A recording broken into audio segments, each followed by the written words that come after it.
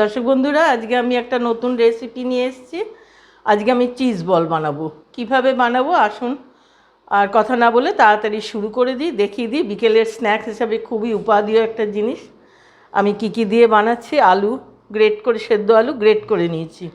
এখানে আমি ক্যাপসিকাম নিয়েছি, গাজর নিয়েছি, রসুন নিয়েছি, পেঁয়াজ নিয়েছি, আর এই চিজ, মোজারেলা চিজ, লবণ, গোলমরিচ দেব। আর এইটা আমি 3 চামচ ময়দা, 3 চামচ কর্নফ্লাওয়ার দিয়ে এটা ঘোলটা বানাতে হবে। আর এটা হচ্ছে ব্রেড ক্রাম্ব। মোটে এই ইনগ্রিডিয়েন্টস দিয়ে আমি এটা তৈরি করছি। আসুন কীভাবে বানাই দেখাই। প্রথমে আমি আলুগুলো একটা বড় বাটি নিয়েছি, এর মধ্যে মাখতে সুবিধা হবে বলে নিয়ে নিয়েছি।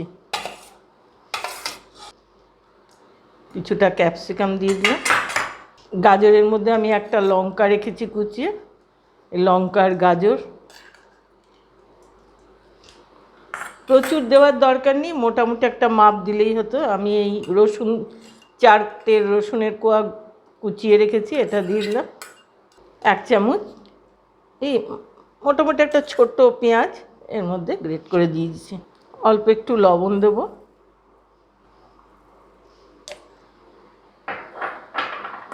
আর এবারে চিজটা দেবো এর মধ্যে, মোজারেলা চিজের। এবার মোজারেলা চিজটা, এটা গুঁড়ো চিজ, আমি এর মধ্যে দিয়ে নিচ্ছি। সবগুলো দিয়ে মেখে একটা ডো তৈরি করে নিতে হবে। একটা ডো বানিয়ে নিতে হবে। এরপরে এটাকে আমি বল বানাবো। নিজের মাপের মতো করে একটা করে বল বানিয়ে নিতে হবে এইভাবে। এবার আমি বলগুলোর মধ্যে একটা করে হাত দিয়ে একটু প্রেস করে দিতে হবে, দিয়ে একটা করে কিউব দিয়ে দেবো।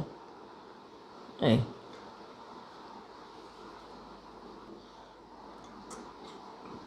এতে ডিপ করে, কর্নফ্লাওয়ারে ডিপ করে নিয়ে আমি কোটিং করছি।